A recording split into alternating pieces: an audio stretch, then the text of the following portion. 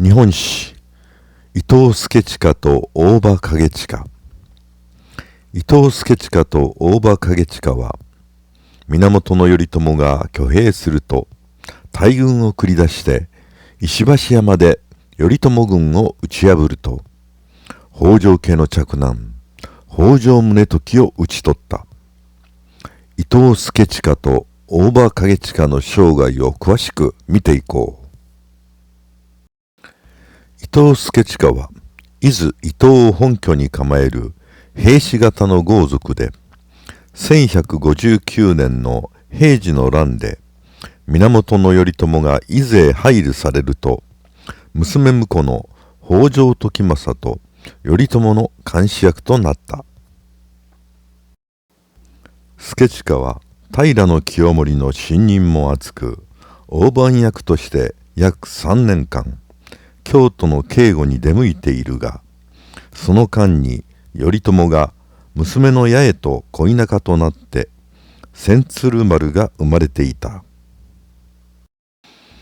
激怒した助親は八重を武に嫁がせるとともに、平家の目を恐れてまだ3歳の孫を殺害、頼朝をも殺害しようと計画した。この時は助親の次男助清が頼朝に通報したため、頼朝は北条家に逃れ無事に身を潜めた。頼朝は時政の長女政子と結婚。以後北条家は頼朝と行動を共にしている。一方の大場景親は相模の豪族で、保元の乱で兄景義と源義朝に組みして戦い、平治の乱でも義朝に加勢して平家と戦っている。平家方に捕らえられた景親は死を覚悟するが、平清盛の恩情で命を助けられた。そのため以後は平家方に組みして尽力した。大怪我を負った兄景義は家督を景親に譲って引退している。景親は気性が激しく、頼朝を暗殺しようとして誤って暗殺を制止しようとした妻を切り殺したという伝説などが残されている。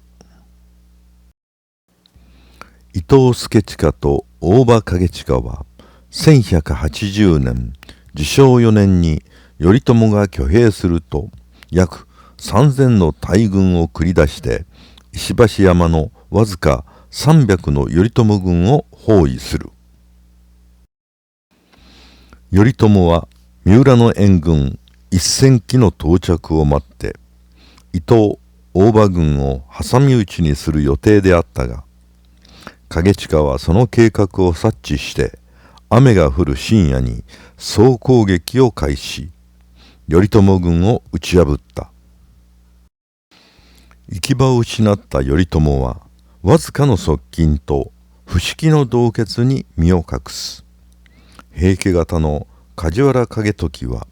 同穴の頼朝を発見するが、不思議にそのまま見逃して立ち去っている。九死に一生を得た頼朝は海路安房へ逃れて再起を図る。景親は福原の清盛に頼朝追討軍の派遣を要請するが、平家は派遣に戸惑って1ヶ月もの時間を要してしまう。そのため維盛軍が遅れて富士川に到着した時に、頼朝軍は数万に膨れ上がっていた。平家は追討軍の派遣が遅れたため勝機を逃してしまった。1180年治承4年11月9日、富士川の合戦では平氏軍が水鳥が一斉に飛び立った音に驚いて逃げ、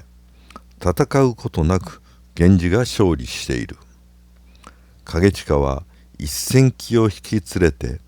維盛軍に合流しようとしたが、なすすべもなく虚しく引き上げている。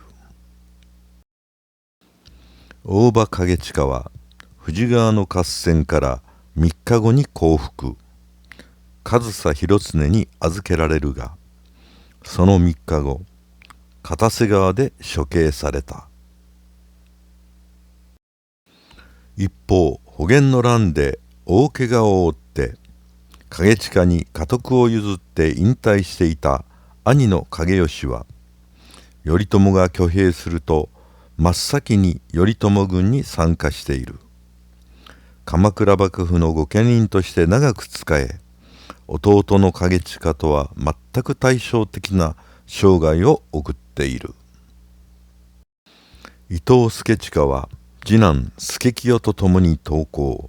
女性三浦義澄に預けられる。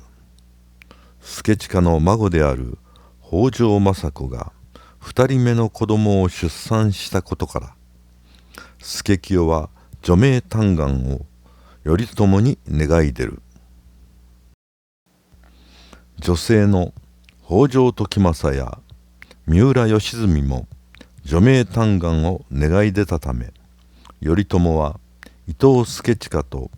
助清の処刑を取りやめる。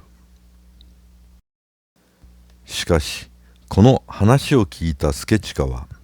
頼朝と八重の子で孫の千鶴丸を殺害させた自責の念から、